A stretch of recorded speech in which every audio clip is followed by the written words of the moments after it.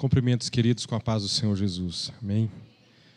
Nós vamos abrir nossas Bíblias no Evangelho de Mateus, no capítulo 16, Evangelho de Mateus, capítulo de número 16. Nós estamos começando hoje, nesse mês de dezembro, o primeiro domingo e os demais domingos estaremos falando a respeito do mesmo tema. Quem é Jesus? Quem é Jesus? E nada melhor do que Jesus mesmo fazendo essa pergunta para os seus discípulos. Mateus, no capítulo 16, Evangelho de Mateus, capítulo 16, versículo 13 até o versículo 19, diz assim a palavra de Deus. Mateus 16, 13. Chegando Jesus à região de Cesareia de Filipe, perguntou aos seus discípulos: quem os outros dizem que o Filho do Homem é? Eles responderam: alguns dizem que é João Batista, outros Elias, e ainda outros Jeremias ou um dos profetas. E vocês? Perguntou ele. Quem vocês dizem que eu sou? Simão Pedro respondeu: tu és o Cristo, o Filho do Deus vivo.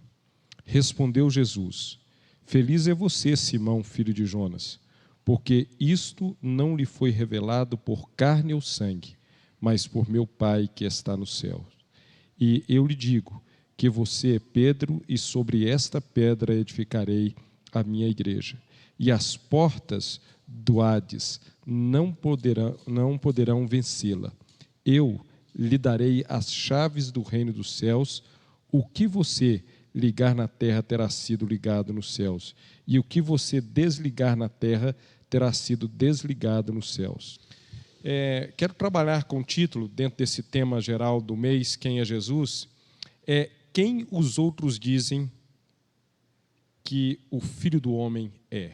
Quem os outros dizem que o Filho do Homem é?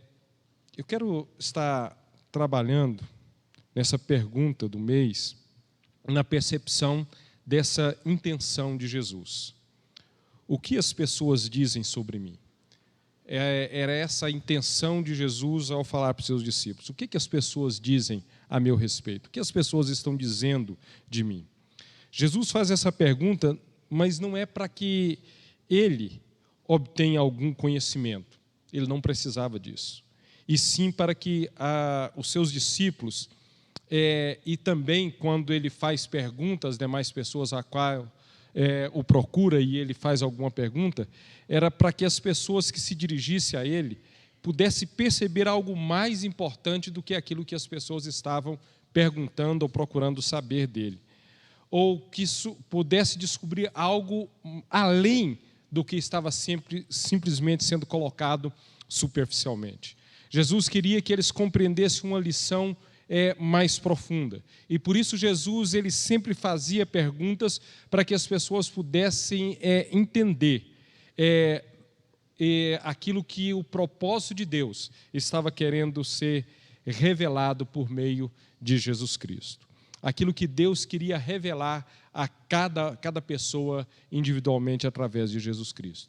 E nisso aqui, Jesus também ele quer mostrar para os seus discípulos a respeito de quem exatamente quer que eles tenham consciência, tenham firmeza a respeito do que eles pensam a respeito de Jesus. Jesus quer firmar esse valor a respeito do que os seus próprios discípulos pensam a respeito dele, apesar do que as pessoas estão dizendo. Mas o que se diz a respeito de Jesus? Os discípulos respondem aquilo que as pessoas estão falando. Elias, Jeremias, João Batista, algum dos outros profetas que surgiram. E esta afirmação das pessoas naqueles dias. Mas também nos nossos dias há muitas coisas que as pessoas estão dizendo a respeito de Jesus. Mas não vai fazer nenhuma diferença para nós que cremos nele segundo as Escrituras.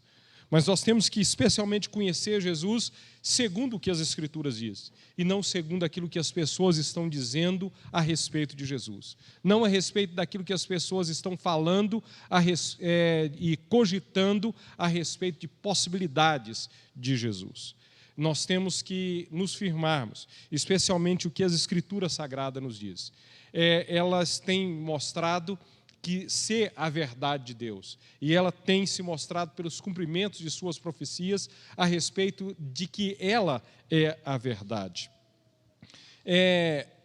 Os líderes religiosos, no livro de Mateus, no capítulo 27, versículo 63, os líderes religiosos da época, quando se depararam com a autoridade romana representada ali, eles falaram a respeito de Jesus, conforme a tradução fala a respeito que Jesus era um impostor, na Bíblia NVI. Na Bíblia King James fala que ele era um enganador. Na Bíblia Revista Atualizada, um embusteiro.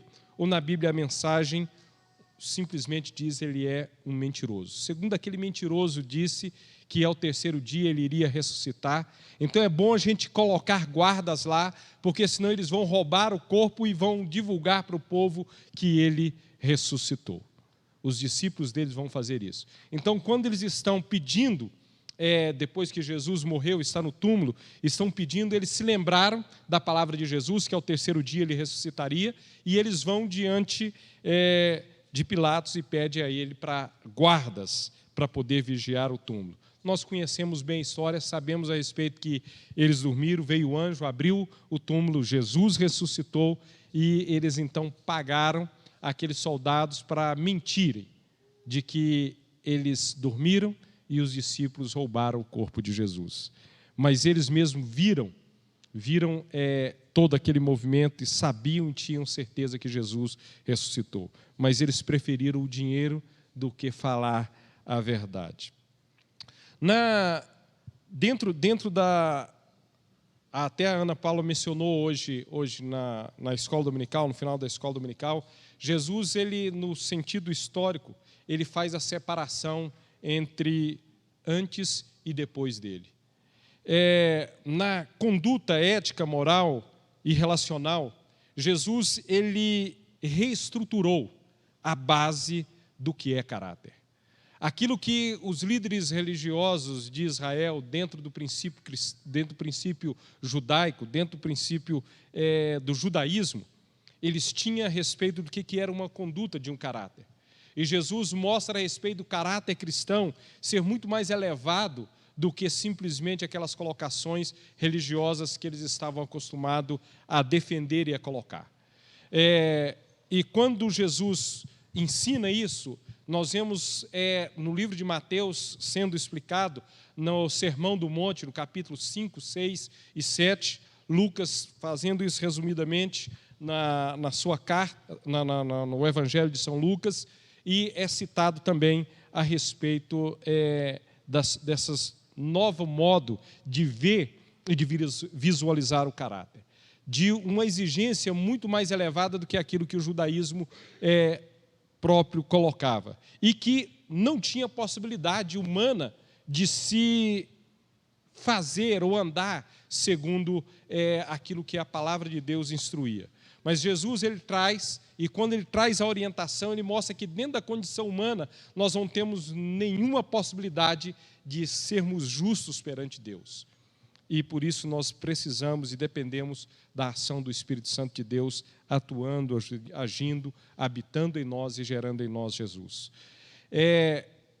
Os conterrâneos de Jesus falaram a respeito de Jesus, no livro de Mateus, no capítulo 13, versículos 54 a 57, eles viam Jesus apenas como o filho do carpinteiro. Via ele simplesmente como a mãe que morava ali junto com eles, chamada Maria, fala a respeito dos seus 4 irmãos, com o nome dos 4, fala a respeito de algumas irmãs que ele possuía, mas não vê Jesus nada mais do que simplesmente o conterrâneo deles, que eles conheciam a família, que eles conheciam os irmãos, conheciam as irmãs, conheciam o pai, a mãe, a profissão de Jesus como carpinteiro. Para eles, para os seus conterrâneos, era simplesmente isso. No nascimento, no entanto, de Jesus, nos relatos de Lucas, capítulo 2, versículo 8 a 20, os anjos anunciam aos pastores no campo. E quando anuncia, fala claramente aqueles pastores a respeito do nascimento de Jesus na cidade de Davi, em Belém, da Judeia. E o que os anjos falaram a respeito de Jesus? Que o Salvador, que é Cristo, o Senhor, nasceu. Esse foi o testemunho, aquilo que aqueles pastores ouviram a respeito de Jesus, no seu nascimento. Em Mateus já registra, no capítulo 2, versículo 1 até o versículo 12, a respeito dos magos do Oriente. E quando fala a respeito dos magos que vieram do Oriente, esses magos eles vieram e quando chegaram em Jerusalém, eles procuraram pelo rei de Israel, o recém-nascido rei que havia nascido. E que eles estavam sendo guiados pelos astros e por uma estrela em especial. E quando eles falam a respeito disso, há um alvoroço na cidade de Jerusalém, procuram os líderes religiosos e indicam a cidade de Belém. Vão até lá e quando encontram, a atitude deles, ao chegarem diante daquela manjedoura, ao chegarem diante daquela criança deitada ali num local humilde, eles se prostram, prostrar, ajoelhar, curvar-se até o chão, em reverência absoluta, em reverência total, de um ser recém-nascido, totalmente desconhecido, e ele sai, não fala o local exato, mas simplesmente do Oriente, ele sai e tem essa atitude e traz presentes para Jesus, ouro, incenso e mirra. E eles presenteiam Jesus como sendo o rei, o recém-nascido rei. Quando ele é apresentado no templo em Jerusalém, acontece algo também extraordinário. Lucas, no capítulo 2, versículo 22 a 38, faz a narrativa a respeito de um homem chamado Simeão. Um homem já com muita idade, e ele era homem justo, piedoso, e que o Espírito Santo havia revelado a ele que ele não morreria enquanto não visse o Messias de Deus, enquanto não visse o prometido de Deus, aquele que iria salvar Israel. E quando Jesus é levado ali, recém-nascido, com 40 dias apenas de nascido, 40 dias de vida, esse recém-nascido, Simeão, ele pega Jesus nos braços, ele fala com Deus, ele apresenta louvor a Deus, dizendo, ter visto a salvação de Deus. Eu já vi a salvação de Deus. E ele fala que agora o Senhor poderia recolhê-lo, porque ele já havia visto essa tão grande salvação para o povo de Deus e para a humanidade. E ele, ao fazer isso, ele também fala a profecia a respeito de que ele iria morrer traspassado, que ele iria ser traspassado. Ele fala isso para Maria, e Maria guarda isso no coração. Quando ele está falando, chega uma mulher chamada Ana, viúva de 84 anos de idade, e começa a testemunhar e falar e a divulgar a respeito de quem era Jesus, a respeito de que esse Salvador havia nascido. E todas as pessoas que chegavam no templo naquele momento, ela divulgava, olha, o Messias chegou, o Salvador chegou, é aquela criança, ali está o Salvador. Ela começou a divulgar para todas as pessoas que entravam naquele local. Essa foi a recepção dessa criança desconhecida, pelas pessoas, mas conhecida por Deus, e que Deus falou com os seus servos, com aqueles que temeram a Ele, aqueles que deram ouvido e credibilidade a Ele e anunciaram a respeito desse Jesus. Há diversas formas que as pessoas veem Jesus. Um revolucionário, um profeta, simplesmente o profeta. Um profeta, simplesmente. Há religiões que colocam ele simplesmente como um grande profeta, como um profeta. Não o profeta, como aqueles que creem nele colocam o profeta que havia de vir. Não, mas simplesmente colocam como um profeta. Muitos veem como o mestre, o maior líder religioso que já existiu. É um articulador político que reinaria. Alguns dos seus contemporâneos viram isto e quiseram isso e buscaram isso. Cada um acabou vendo Jesus de acordo com o que melhor lhe convinha.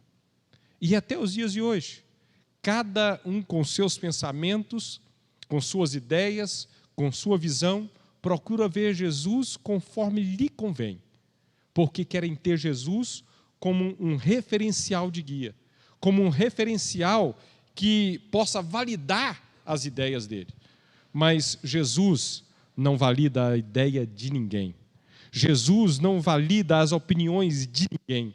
Jesus não valida os pensamentos e a teologia de ninguém. Se alguém quer ser firmado na sua teologia, tem que seguir o que Jesus falou.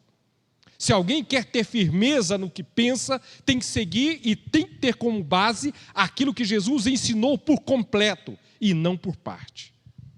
E por isso, não quero estar detido aqui simplesmente no que as pessoas pensam, no que a sociedade acha, no que aquilo que outros puderam visualizar a respeito de Jesus. Mas Jesus fez uma pergunta importante. E você? Como vê Jesus? E você? Como vê Jesus? A resposta de Pedro é: tu és o Cristo, o Filho do Deus vivo. E Pedro podia falar isso por experiência. Pedro podia falar isso por relacionamento. Pedro podia falar isso por ouvir as histórias da própria Maria, ao conviver, ao andar, ao procurar saber. E também os demais discípulos. Mas aqui eu quero trazer algo. Vamos ver os nomes, títulos e ofícios de Jesus que ele recebe dentro da Bíblia Sagrada.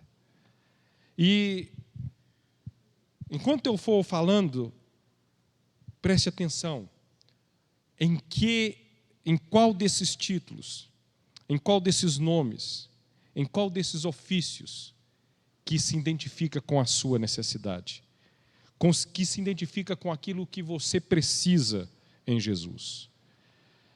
Em 1 Coríntios capítulo 15, versículo 45, apresenta ele como o último Adão. O primeiro Adão que pecou, ele o último Adão que não pecou, que obedeceu até o fim à palavra de Deus. Ele é apresentado como advogado em 1 João capítulo 2, versículo 1. Alfa e ômega, Apocalipse 1, 8. Amado, Mateus capítulo 12, versículo 8. O amém, aquele que dá o ponto final, Apocalipse 3, 14. Amigo de publicanos e pecadores, Mateus 11, 19. Apóstolo, Hebreus 3, versículo 1. Autor e consumador da fé, Hebreus 12, 2. Autor da salvação, Hebreus 2, 10. Autor da vida, Apocalipse 3, 15. Bispo das nossas almas, 1 Pedro 2, 25. Cabeça do corpo da igreja, Colossenses 1, 8. Cabeça do homem, cabeça de todo homem, 1 Coríntios 11, versículo 3. Caminho, João 14, 6. Carpinteiro, Mateus 6, 3. Marcos 6, 3. Cetro, Números 24, versículo 17. Companheiro, Zacarias 13, 17.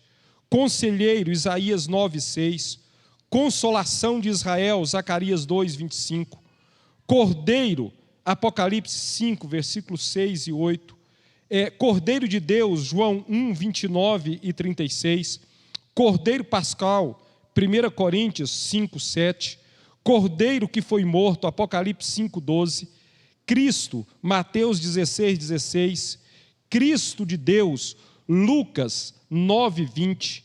Cristo Jesus, nosso Senhor, 1 Timóteo 1:12, Cristo, Filho de Deus bendito, Marcos 14:21, Cristo Rei, Lucas 23:2, Cristo, o Senhor, Lucas 2:11, considerado Davi, Ezequiel 34:23 e 37:24, Davi, seu rei, Jeremias 30, versículo 9, Deus conosco, Mateus 1:23, Deus forte, Josué 9:6, Deus ungido, João 1:8, Emanuel, Isaías 7:14, ente santo, Lucas 1:35, escolhido, Isaías 42:1, esperança, 1 Timóteo 1:1, estandarte, Isaías 11:10,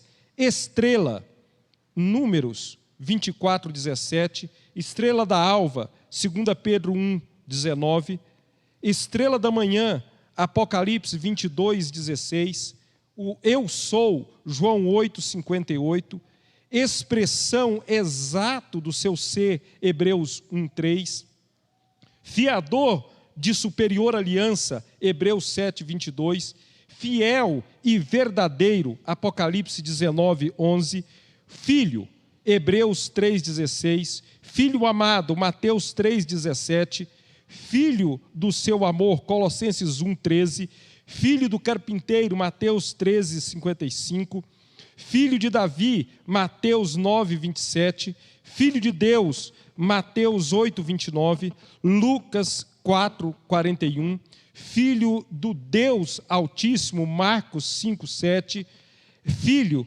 do Deus bendito, Marcos 14, versículo 11, filho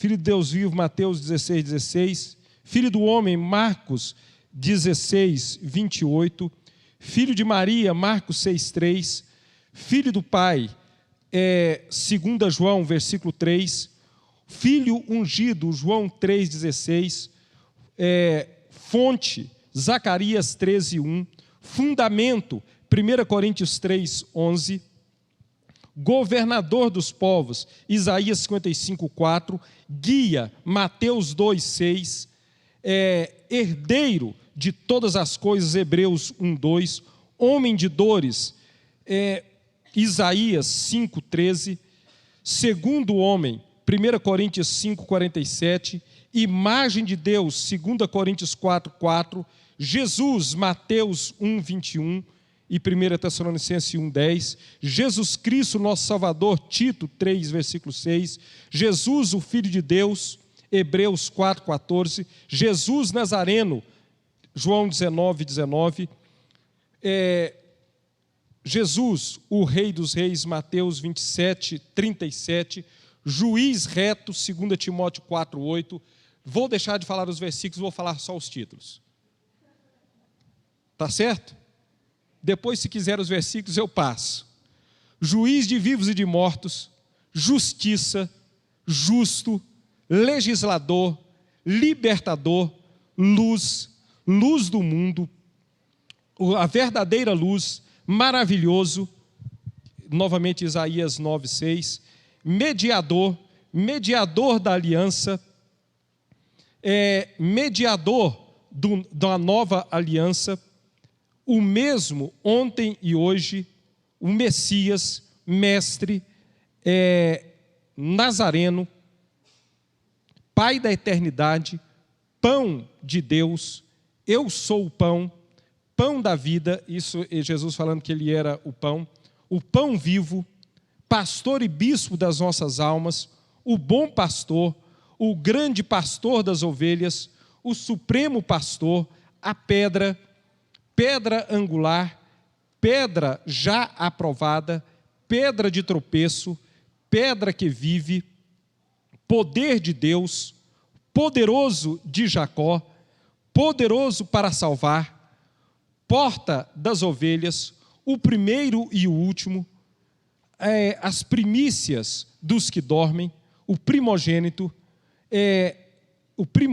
dos mortos, e o primogênito entre muitos irmãos, o primogênito da criação, o príncipe da paz, o profeta, a propiciação pelos nossos pecados, o Rabi, Rabone, raiz de Davi, raiz da geração de Davi, raiz de Jessé, a redenção, o rei de Israel, rei dos judeus, rei dos reis, rei sobre toda a terra, renovo de justiça, renovo justo, resplendor da glória, ressurreição, sabedoria de Deus, sacerdócio para sempre, Salvador do corpo, Salvador do mundo e santificação. Estou falando aqui na ordem alfabética, tem mais algumas aqui até chegar, por último, vida verdadeira. Ainda tem mais alguns.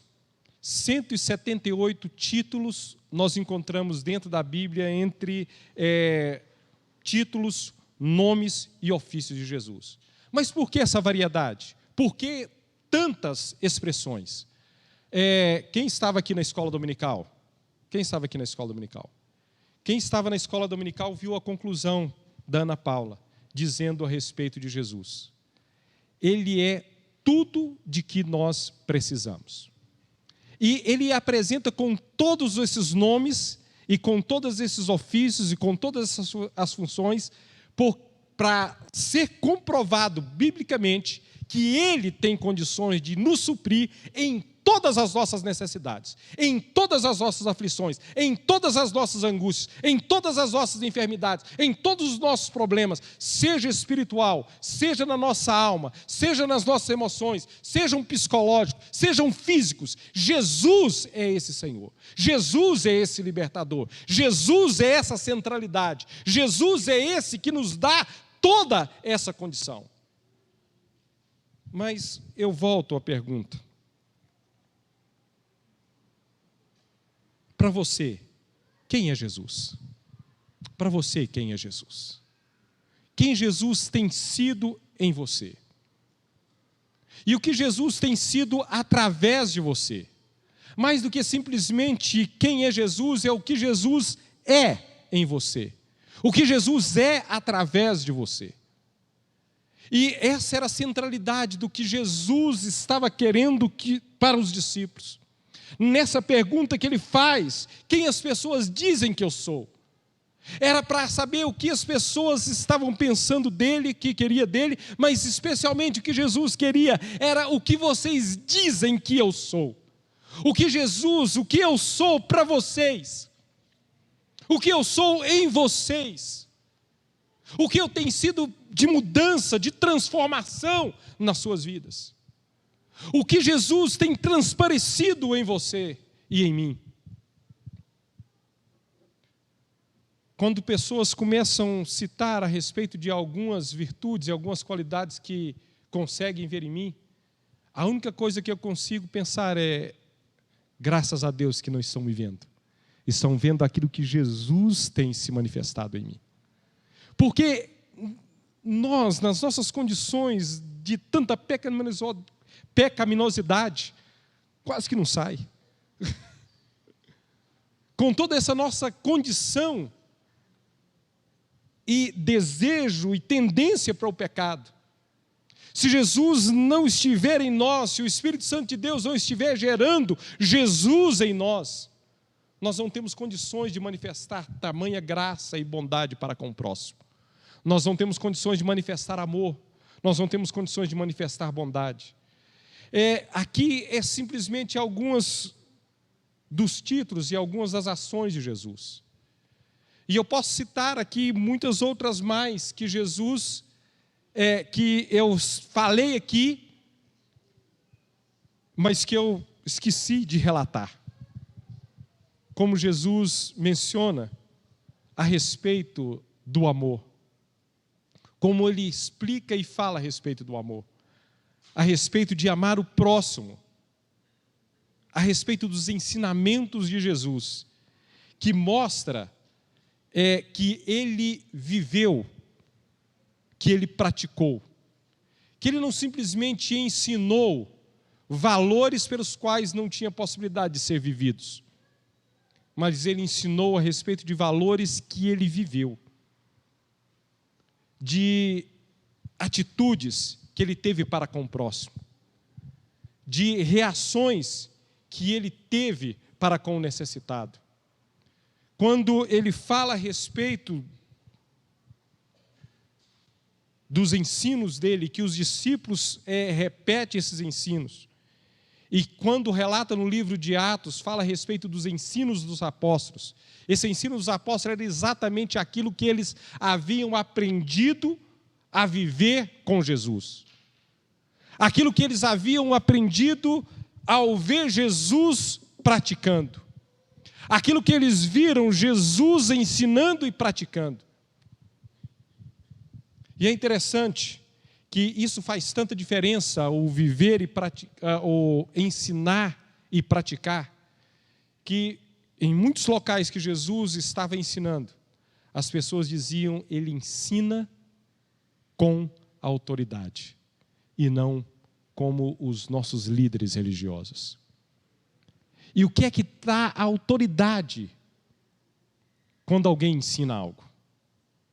O que dá autoridade é aquilo que a pessoa pratica. Aquilo que a pessoa vive na prática dá autoridade para ele ensinar. Aquilo que a pessoa não vive na prática, ninguém dá credibilidade do que ele ensina. Mas aquilo que nós vivemos e que as pessoas vivemos, nós vivermos, nós falamos com autoridade a respeito do que vivemos. Cada um na sua profissão. Se nós queremos falar sobre segurança, e nós chamarmos aqui o Everton Marcelo, chamar o Roberto, chamar o irmão Pedro, eles vão falar com autoridade. Porque é o contexto que eles estão acostumados a viver. É o contexto como policiais militares, o irmão Pedro já na reserva, já saiu da reserva? Ainda não, continua na reserva. Se houver necessidade, as pessoas, qualquer área, se você aposenta, está aposentado. Mas o militar, ele não simplesmente aposenta, ele fica na reserva. A qualquer momento que a corporação precisar e chamá-lo, ele tem a obrigação de atender. Ele não tem a opção de atendo ou não. Ele é obrigado, porque o regime pelo qual ele se submeteu o obriga a isso. Então, alguém para falar, eles têm autoridade para falar a respeito disso, porque eles vivem esse contexto. E assim, cada um, se vai falar sobre qualquer área de alimentação, alguém que vai falar com autoridade é a pastora Yolanda, nutricionista. Tem vivenciado isso no modo de viver dela e naquilo que ela tem ensinado. E assim, cada um nas suas profissões. Mas Jesus, ele falou com autoridade daquilo que ele convivia nos relacionamentos com o próximo, na vida com Deus, naquilo que a palavra de Deus instruía, Jesus falou com autoridade. E nós somos chamados exatamente para conhecer Jesus nesse nível, a vivenciar Jesus nesse nível, a permitir que o Espírito Santo de Deus gere Cristo em nós. Como o apóstolo Paulo, falando aos Gálatas, ele disse que novamente ele estava como que sentindo dores de parto em relação aos Gálatas, até que Cristo fosse novamente formado neles, até que Cristo seja formado em vós. E é esse o desejo e é essa visão que o apóstolo Paulo traz, que é a visão que nós devemos ter para nós mesmos, de que o Espírito Santo de Deus está habitando em nós para gerar Cristo em nós, para formar a natureza de Jesus na nossa maneira de pensar, na nossa maneira de visualizar, na nossa maneira de raciocinar, na nossa maneira de conviver com as pessoas que estão à nossa volta, a ponto do nosso colega de trabalho, a ponto de que o nosso familiar, a ponto de que o nosso vizinho, quando nós falarmos qualquer coisa, a nossa palavra tenha autoridade.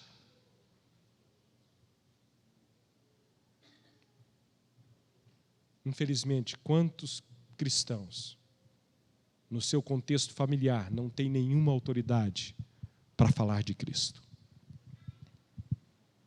Infelizmente, muitos daqueles que têm o nome de cristão, ou seja, têm o nome de Cristo na sua vida, não têm autoridade para falar para os vizinhos, não têm autoridade para falar para um colega de trabalho, porque a vida não condiz. Porque se a vida condizer com que Cristo que está sendo gerado em nós pelo Espírito Santo de Deus, não tem como não falar. As pessoas vão nos procurar pelo nosso modo de viver, e então teremos que falar. Eu era extremamente tímido, e por onde eu ia eu tinha que falar, porque eu era interpelado. As pessoas perguntavam a respeito. Por que eu vivia daquela forma? Você vive diferente. Mas eu continuo afirmando, não é porque tem alguma bondade em mim, de mim mesmo, mas por causa daquilo que o Espírito Santo de Deus está gerando. E a cada momento que eu não permito que o Espírito de Deus gere Jesus em mim, manifesta o Flávio, cheio de problemas, cheio de falhas, cheio de defeitos.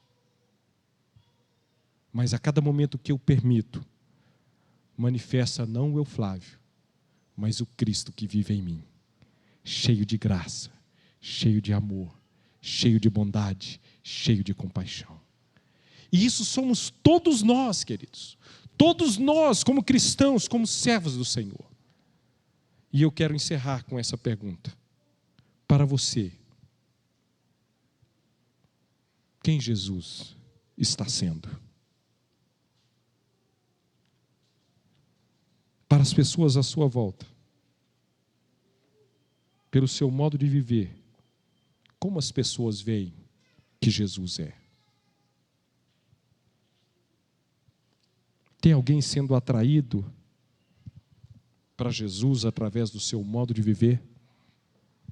Enquanto o Ministério de Louvor está adorando a Deus, feche seus olhos e coloque a sua vida diante do Senhor agora.